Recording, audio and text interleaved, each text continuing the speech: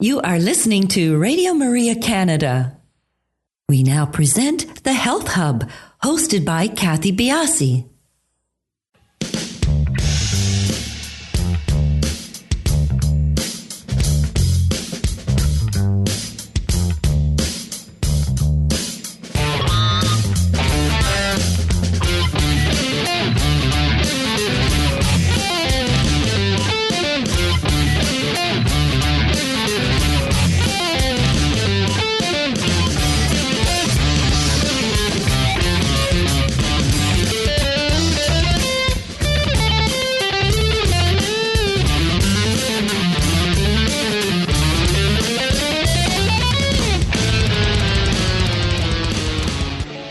Good morning, everyone, and welcome to the Health Hub. I'm Kathy Biasi, your host, and along with our producer, Alex Diaz, we would like to welcome you to our show this morning. Good morning, Alex. How are you? I'm keeping well, thank you. And yourself, Kathy? I'm doing well, thanks. Very well, thanks. Do you know, I was actually just looking at the number. We are at 185 shows right now. Yes, I believe so. That does sound about right, yes. Remember when we were preparing for our 100th show? All the excitement and everything. 200 is going to come and go because of our situation right now. Yeah, well, we'll have to make up for it maybe at our 250th if we get that opportunity. That would be great. That would be great. Please do follow us on our social sites. We are on Instagram, Twitter, and Facebook, and we are at the Health Hub, RMC, on all three locations. And please do keep the emails coming. We are at thh@radiomaria.ca if you want to reach us directly. And please do subscribe to our podcast. We are the Health Hub on iTunes, SoundCloud, all your favorite podcast platforms. And you can also find our podcast on the Radio Maria Canada website and on my website. The Radio Maria Canada website is radiomaria.ca, and my website is kathybiasi.com. So I have made a new find. Now these towels have been around forever, so I'm really super late coming to the party with this. But Alex, I've fallen in love with Turkish towels. Do you know what they are? Have you ever had one? I've definitely heard of it, but not really that much aware of it. But why don't you fill me in? Neither was I. And I just saw a company. I've been doing a lot of online buying, I have to tell you. And I needed some new bedding. Anyway. Oh, tell me about it. I think anyways, that's a whole other topic. So I was perusing around this website looking for bedding, and I saw these Turkish towels, and I had seen them before because they just are they come in so many beautiful colors. And I thought, I want to try. And I bought a couple, and I have just fallen in love with them. So I just wanted to tell you about them. So a real Turkish towel, I mean, they're always going to be knockoffs of everything, but a real Turkish towel, as the name implies, is a towel that's made in Turkey on looms with Turkish cotton. They came into existence around the 17th century in Bursa, Turkey, so my research has told me, and they're sometimes called peştemal, hammam, or futa towels. But whatever you want to call them, here's why I absolutely love them. They are super absorbent. They are huge space savers. They dry really quickly, and they're just so darn pretty. I mean, they're just so nice. The towel's absorbency, and the reason why these Turkish towels are so great is because of the use of long cotton fibers. And so how this benefits the towel, it means that there are fewer joints, and this results in stronger and smoother cotton threads. And because of this unique cotton, the long fiber cotton, Turkish towels actually become softer, fluffier, and more absorbent as you wash them. So the more you wash them, the better they get. It's kind of like a fine wine, right? And because they're so thin, they air dry really quickly. So you can take these things to the beach. I mean, if you go on some of the websites, they show you that you can wear them as a scarf. You can take them to the beach as a sarong. But they take up like, I bought some from my chalet, my cottage, and I took out some old towels that I'd had from years and years ago. And I now have like 2 full shelves because they're so thin, they hardly take up any space at all. I open my closet, it's like a breath of fresh air because they're just all stacked there, all on one little shelf. And I bought an array of colors, and they have these little tassels on them. They're just great. I absolutely love them. Every year, I look for something that I have to buy a lot of Christmas gifts, and this may be the thing for this year is these Turkish towels. I love them. So check them out. I will. Thank you. So on to today's show. Our guest is Eric Karpinski, and he has been on the cutting edge of bringing positive psychology tools to workplaces for over 10 years, with clients that include Intel, Facebook, IBM, T-Mobile, Eli Lilly, Genentech, and many, many others. He is a key member of Sean Akers' Good Think team and developer of the Happiness Advantage, the Orange Frog in-house certification program, where he's trained more than 100 facilitators to lead positive cultural transformation at their organizations. He was trained as a scientist at Brown University and has an MBA from the Wharton School. His new book is called Put Happiness into the Workplace, and it is being published by McGraw Hill in March. It's going to be a really fun conversation with Eric. And some of the things that we'll be talking about is, what does happiness mean? What is happiness? And why cultivate happiness in the workplace? And does happiness in the workplace translate to happiness in our personal life? So everybody, we will be back in a few minutes to talk with Eric.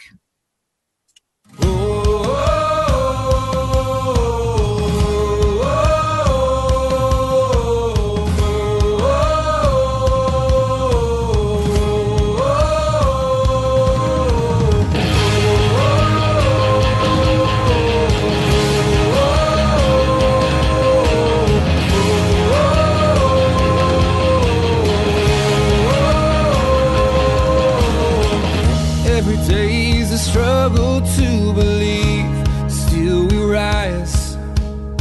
It's time to put a distance between truth and all the lies. We are not just rising to give in to the fall. Your love has come to bring new life to us all. We rise from the darkness. We will rise, we rise, we rise. From the darkness we will rise.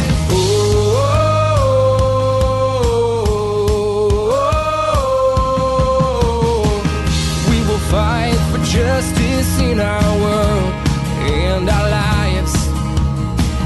We will challenge cultures that do not value life. We will stand united, for our hope makes us one. Your truth is armor, and this battle will be won. We rise from the darkness. We will rise. We rise from the darkness. We will rise.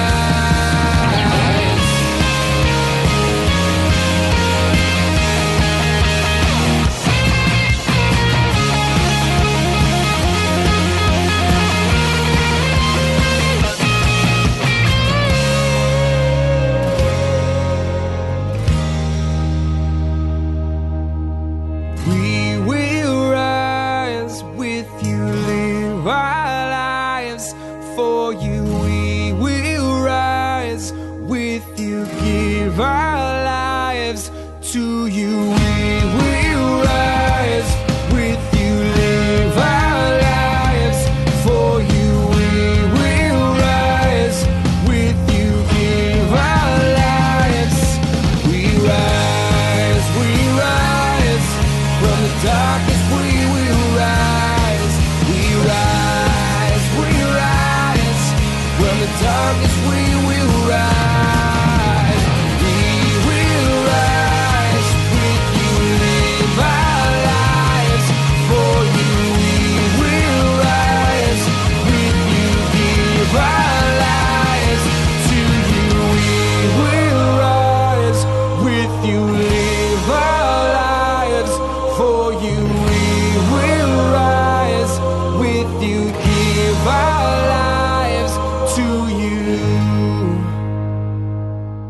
You are listening to Radio Maria Canada.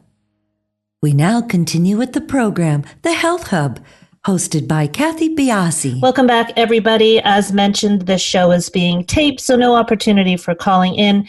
Please do follow us on our social sites. We are on Instagram, Twitter, and Facebook at the Health Hub RMC on all 3 locations.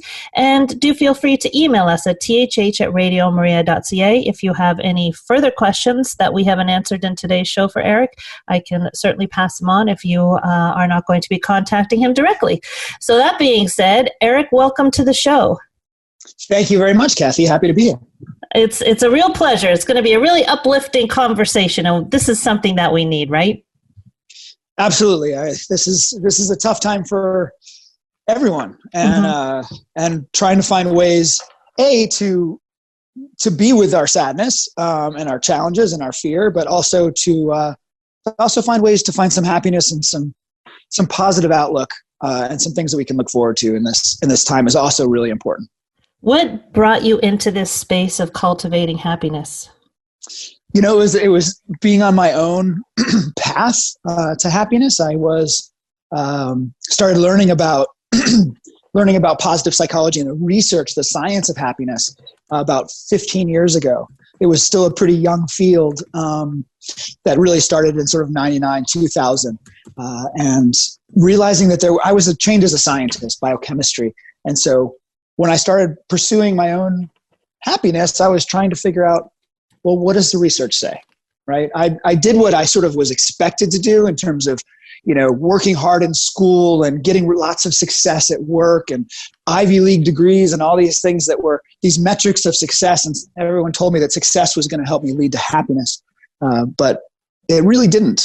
The success gave me money to buy things, but it gave me some power and some autonomy, but it didn't ever help me really become happier. So as I was struggling with my own challenges with anxiety and depression, I started looking at what the research says. And that really got me interested and hooked into the science, and then wanted to really share that with a lot more people. Well, what is the research? Before I ask that question, I had this conversation at dinner with one of my children and my husband, and we were talking about depression and so on and so forth. It's such a prevalent topic. Maybe answer this for me, because I don't think I've ever asked an expert this. Is there anything wrong with not being happy all the time? Oh, no. Please. That was one of the most important things. Like when you get people and people are talking about happiness, and there's this expectation. And this actually, when I started learning about the research, I said, well, once I know all this stuff, I'll be able to be happy all the time. I won't have to feel sad or angry, or I can just cover it over. And that's actually what led me to really intense levels of anxiety and depression, because we need to be able to experience what I call necessary negativity. I like to split negative emotions into 2 categories. One is the necessary stuff. This is, look, we just lost our job. We just got sick with COVID, or one of our family members did, and we're scared and we're worried. Those are real negative emotions that we need to let in, that we need to experience them when they happen. Because if we push them down or try to cover them up with kind of a fake happiness, they're going to pop up in some other place. And so in this time when so many people are facing tough things, one of the first things I want to say is it's okay to be sad. It's okay to be scared. It's okay to be fearful.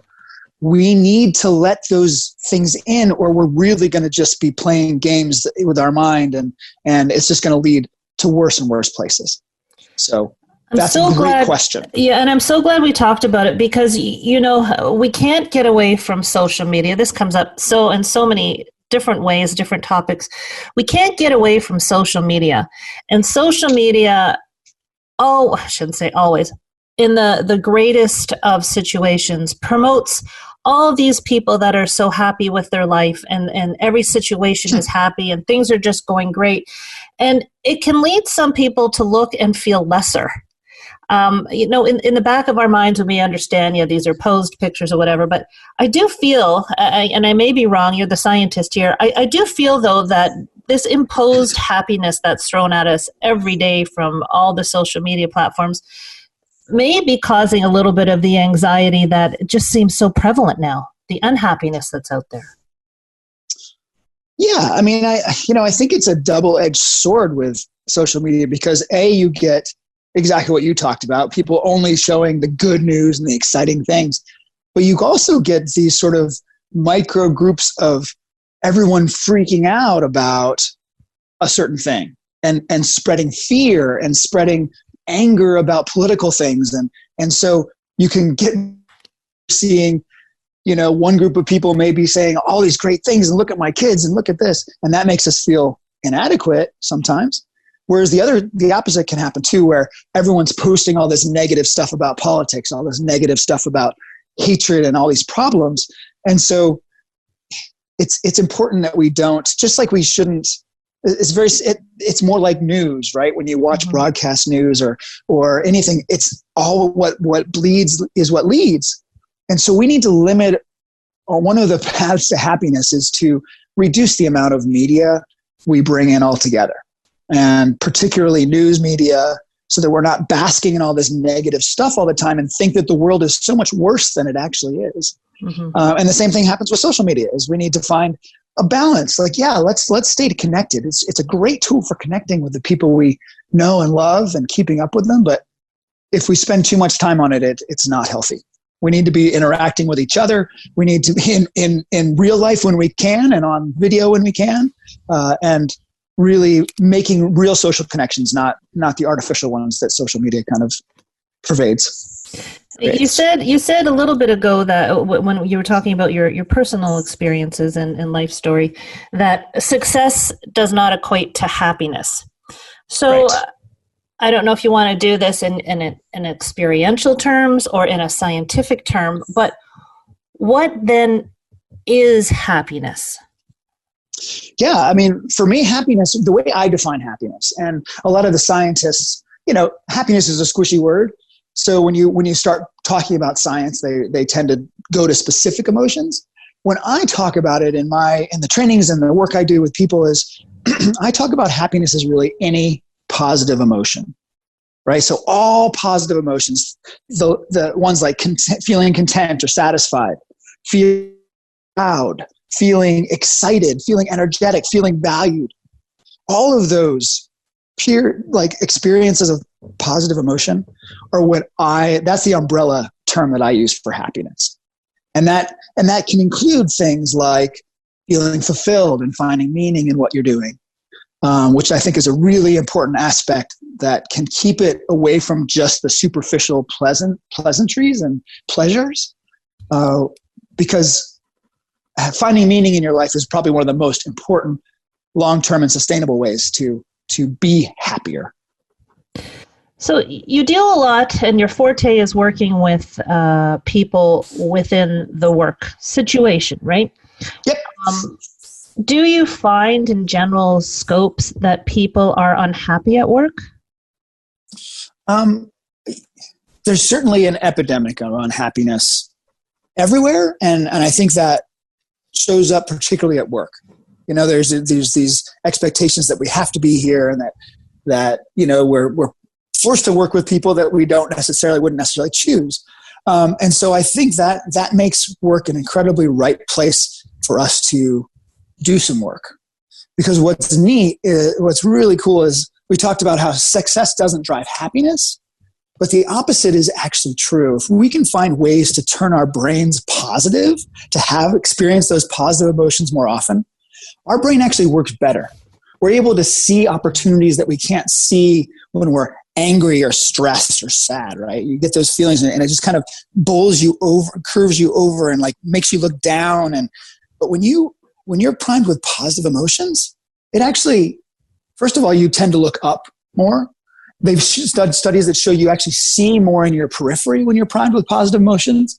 And we know that we see more opportunities to make things if we can find more positive emotions. So it creates opportunities. It allows our brain to function better. And it allows us to then connect with people better, to build resources in order to actually overcome hurdles and challenges.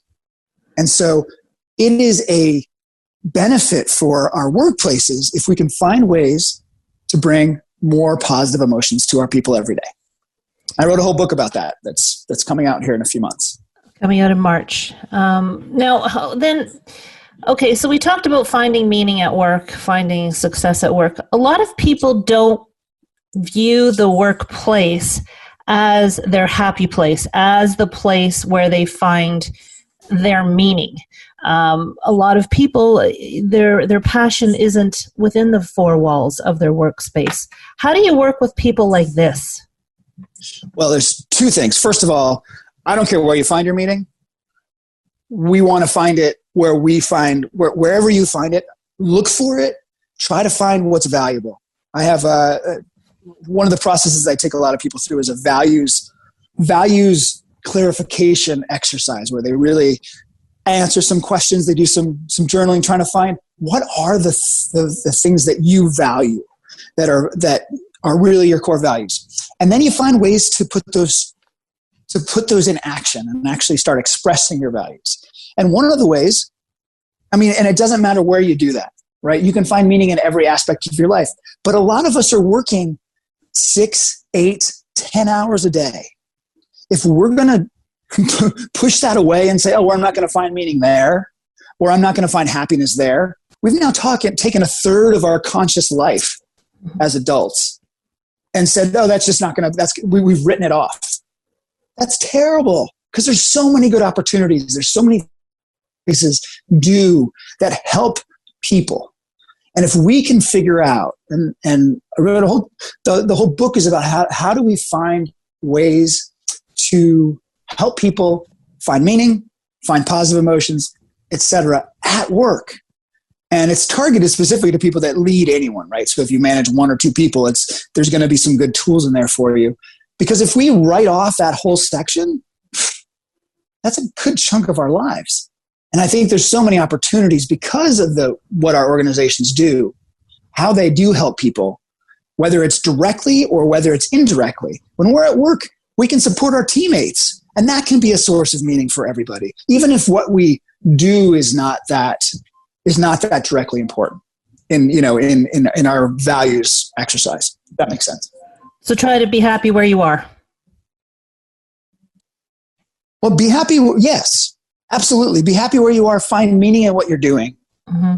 And we can make changes, of course, in the long term of the kind of work we do, etc. But even when whatever jobs we're doing now, if we can find relationships and social connection, people that we can support and that support us, if we can look for finding meaning in what we're doing, if we can find what our strengths are and just figure out how to do that more often, those are the key aspects and the ways that we create what I call activated positive emotions. Positive emotions that actually make us move forward and take on the challenges in our lives and really enjoy the good stuff. Are there, Eric, degrees of happiness, or is happiness a level playing field in your opinion? A yes or no? Yes, there's absolutely, again, happiness is any kind of positive emotion. So you have the emotions like contentment or feeling satisfied. And I call those lower energy, rest and digest kind of positive emotions. It's just kind of like, hey, things are pretty good. I don't really need to, I can just kind of soak this up and feel good. Then there's more active ones like fulfillment and feeling valued and feeling affirmed and energized. Like those are higher energy ones, higher energy positive emotions. And those, for me, those are the ones as leaders in workplaces, we want to figure out ways to help our people feel those emotions by appreciating them more, by helping them be connected to each other, by finding meaning at work, because those are the emotions that are going to help move them forward and say, hey, I really love this team. I love what we're doing. I want to do more. I want to help us be successful. Not because my boss has told me to, but because I like this place. I like what we're doing. Those are the types of things that as leaders we can help our people find ways to do that. We can shape work so that we have little moments of positive emotion, that we have little places of appreciation. Even in really stressful work environments, we can do little things that spend just a minute or two here or there that really change the way we look at the world and have more of those, as you say, those little moments of positive emotion that can help us not only feel happier and content, but also help us push forward towards what we're trying to get done.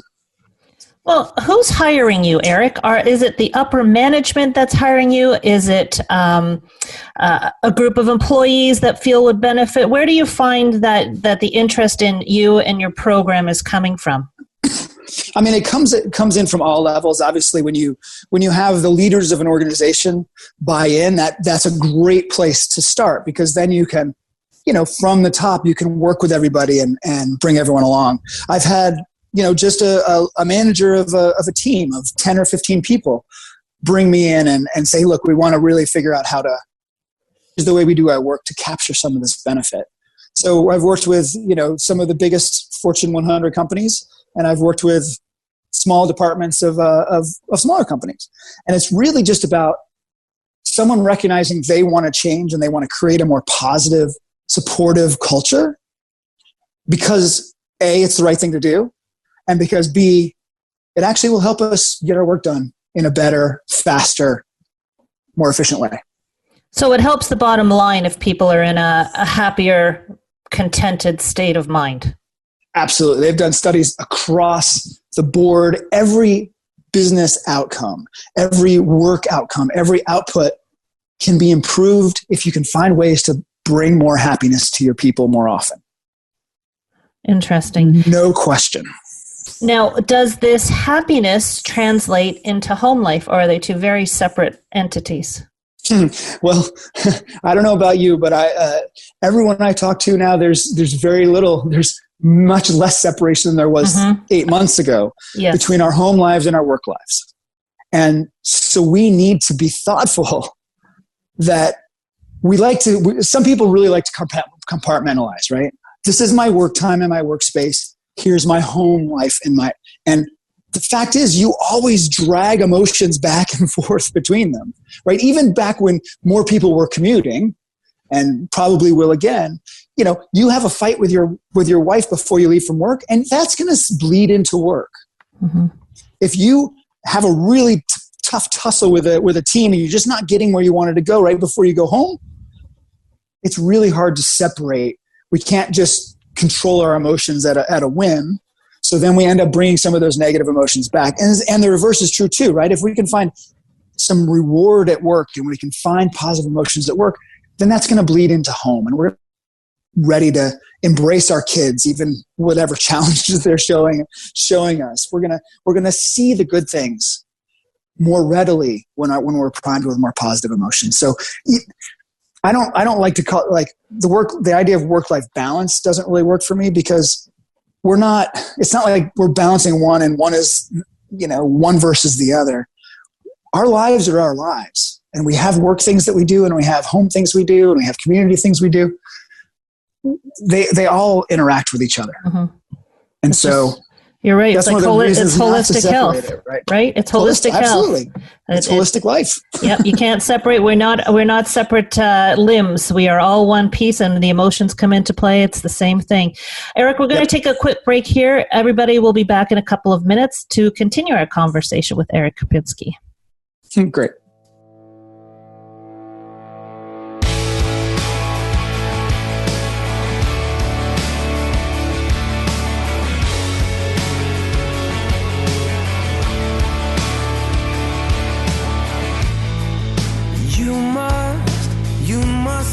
I'm strong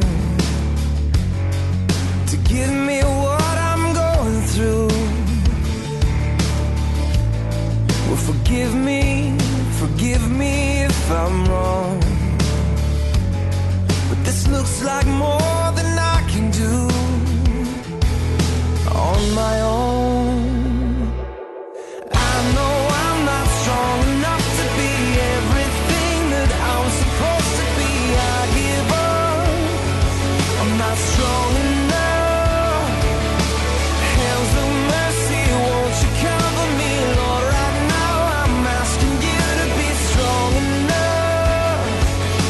Strong enough.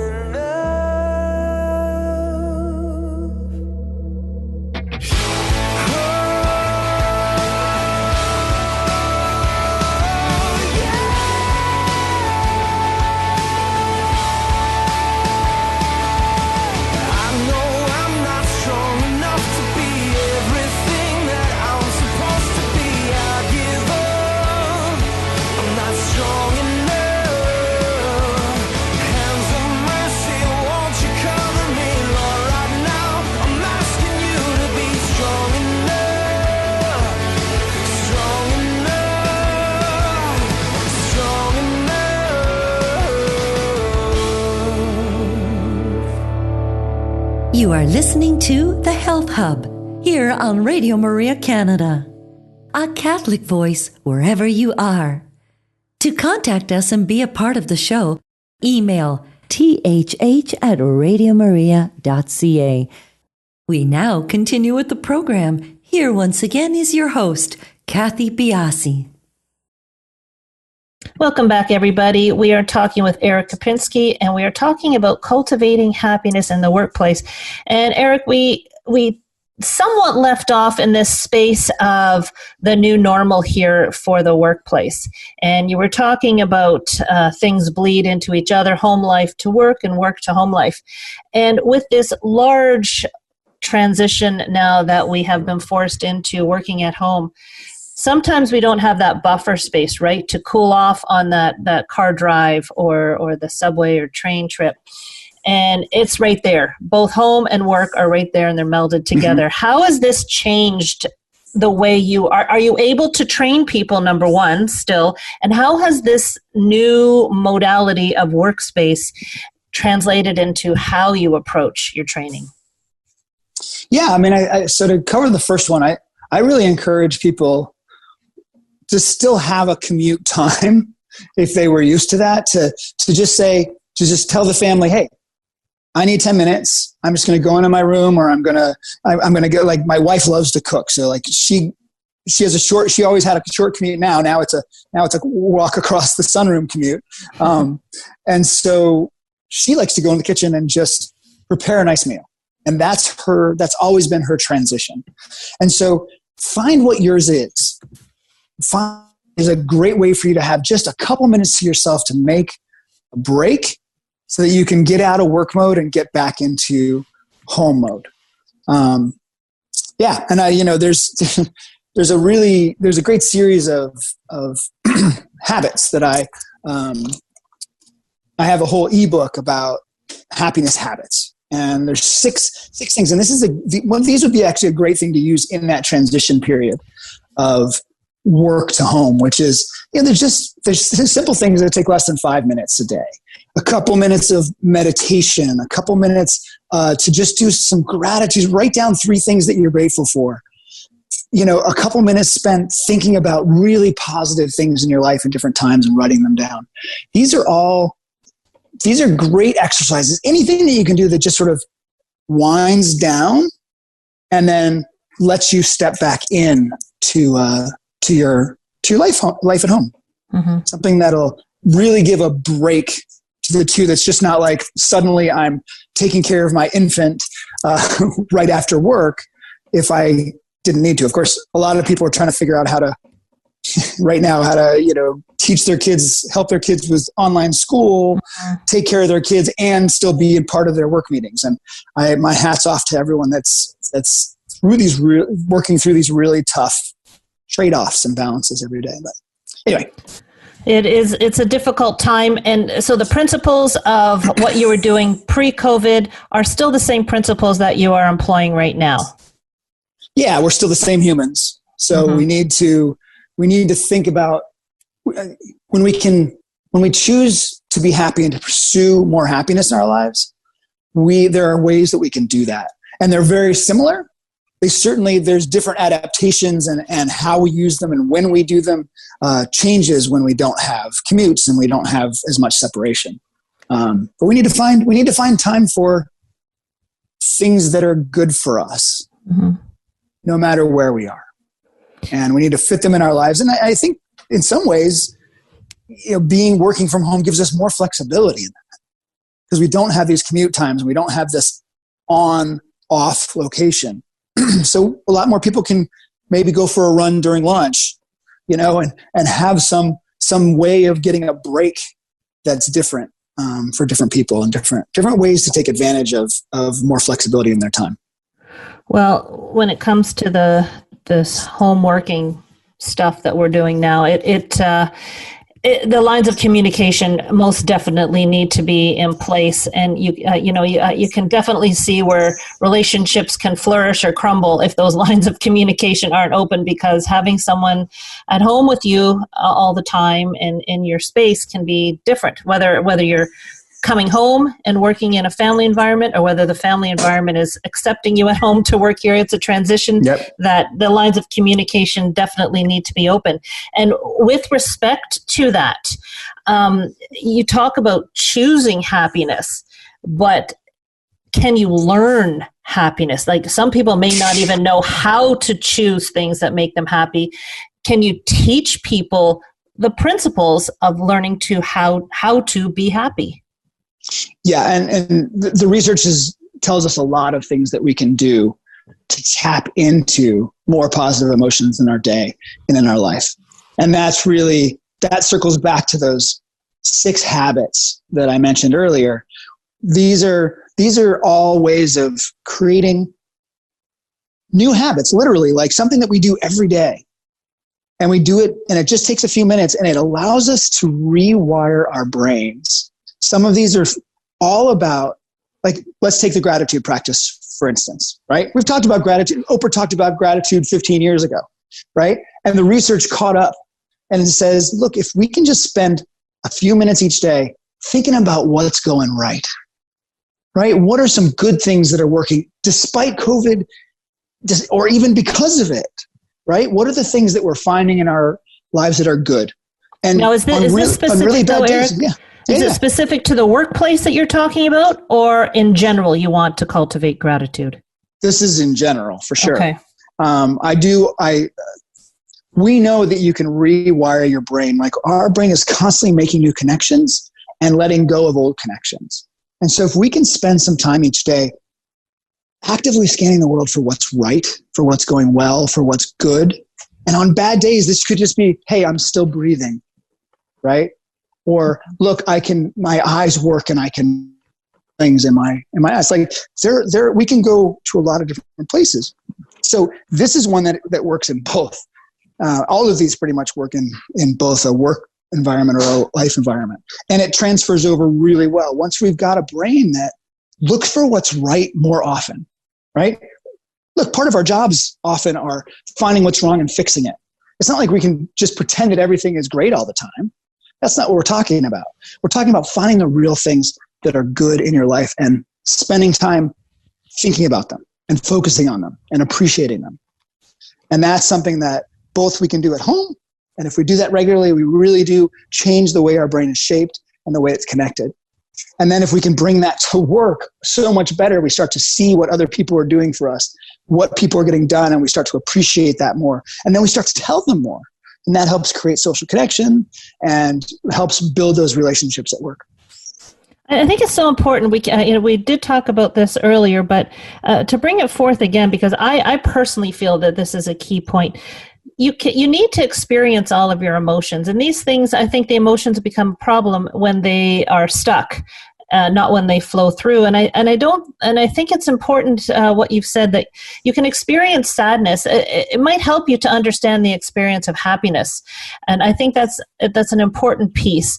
But getting back into rewiring our brains and neuroplasticity, is this the scientific angle that your program is based on, this not new understanding, but a newer understanding that, these lines aren't rigid and that we can change them at any point in our life, and our brain can adapt and change both in a positive and a negative fashion?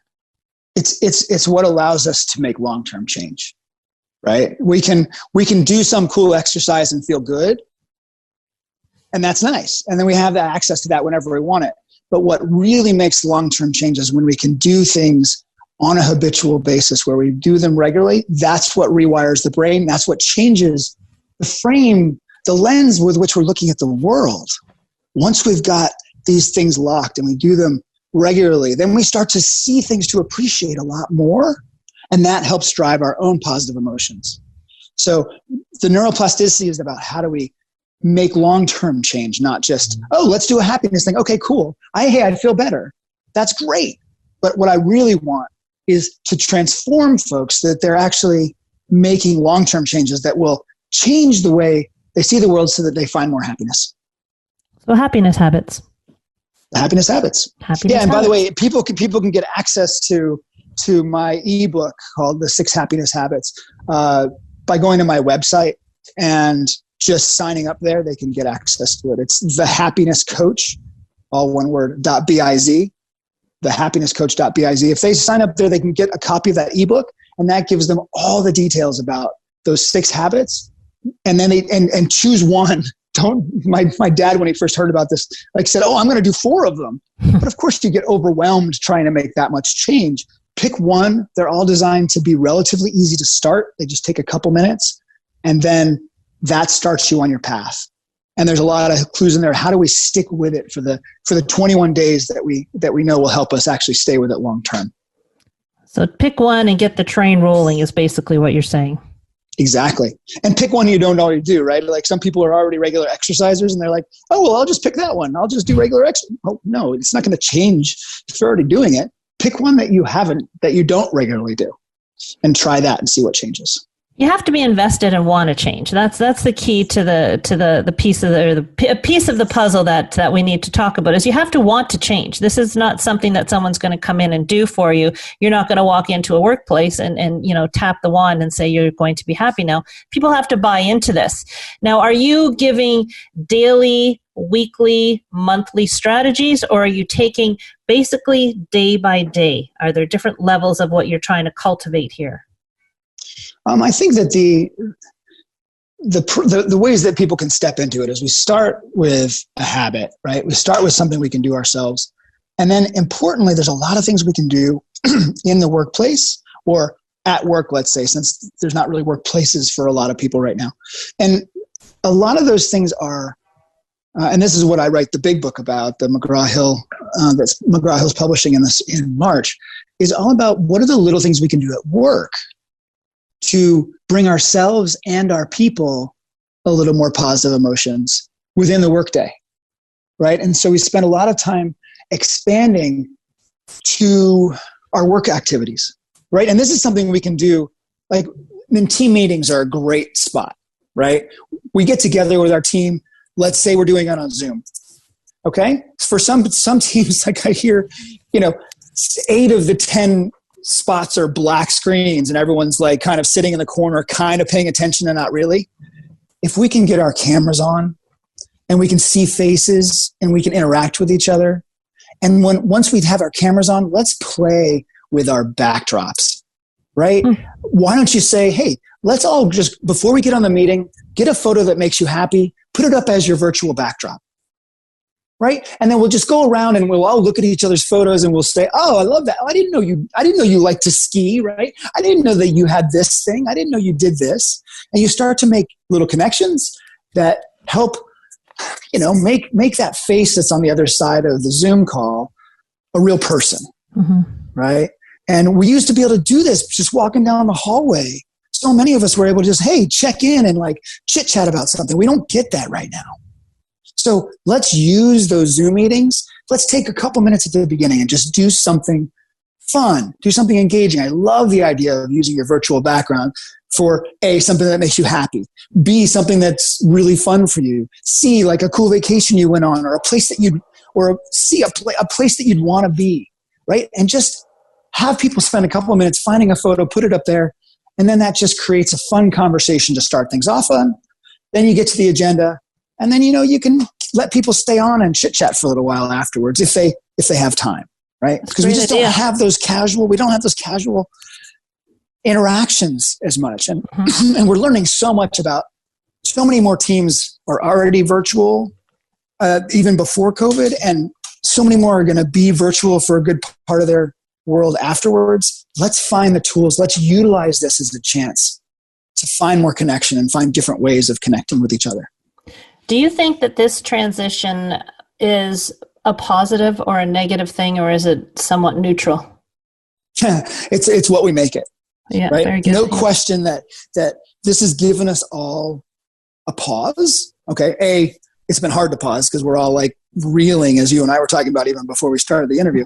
We're reeling from all the new technologies and all the new things we need to learn and do.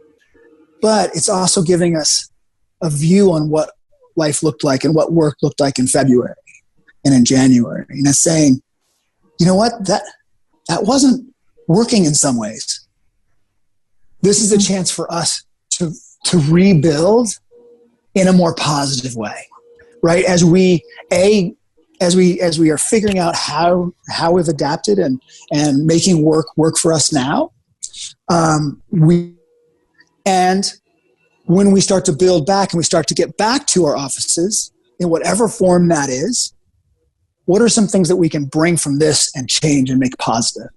So it is up to us if these changes end up helping us or end up hurting us. And if we're proactive and thoughtful about how we do this next year, how we build and change and continue to adapt, we have the opportunity to really make and transform work into a place that isn't sort of the source of all our negative energy, but is actually something that can bring some positive emotions to us more often. I totally agree. I think one of the positive things that has, as the machines are going in the background and my dogs are barking, and I know this is coming through on the recording, one of the positive things that I think can be taken away is a more relaxed approach. You know, you see these commercials of moms on their phone trying to conduct meetings and the children in the background, and people are really starting not to care. Like, it's just part of the workplace now. And that relaxed mindset, I think, can be an extremely positive. Workplace doesn't have to be a place of perfection where things can't go wrong. And I think that this transition to the online and knowing that there are going to be mess ups, knowing that there are going to be drops in phone calls and everything, has really made people go, whatever. I mean, this is going to happen. And I think that can be an extremely positive thing. I think what you're doing in the workplace is sensational because most of us are out during the day in workplaces, and the fact that you can help people in the workplace and then help that transition into the home life is a gift that you're giving to the people that you're touching, and I thank you for that. I thank you for spreading happiness, because it's a very necessary thing, especially in the world we live in today. So we've talked about your book a bit. We've talked about your ebook, but let's round it up here and give everybody one concise area where they can find everything, and let us know when your book is coming out. Sure. So the book is already up on Amazon and Barnes & Noble and Books A Million websites. It's called Put Happiness to Work. And again, that's by Eric Karpinski. That's me.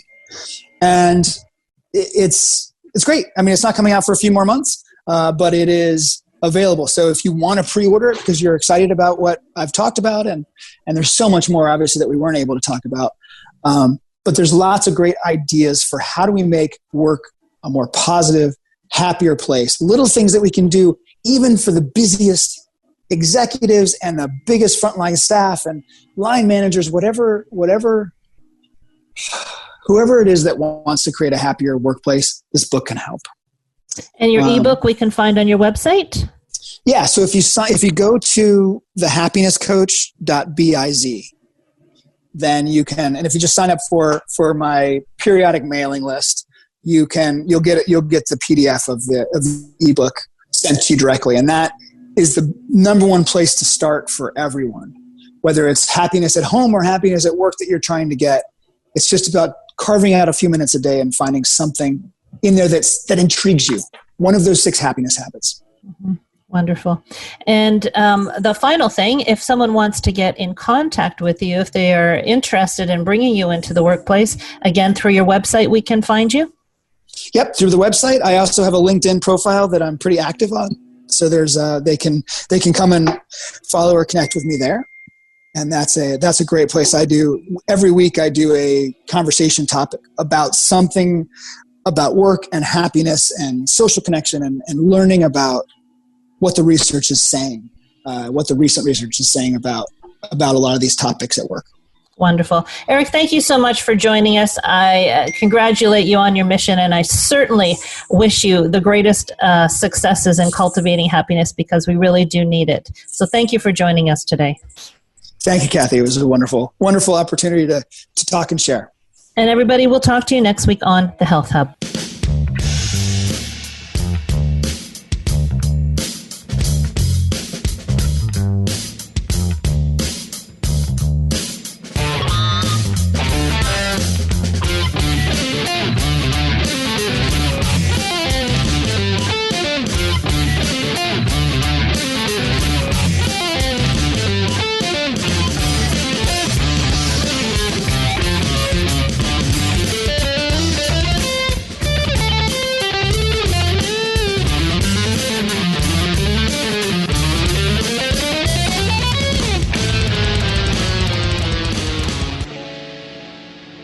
You have been listening to The Health Hub, hosted by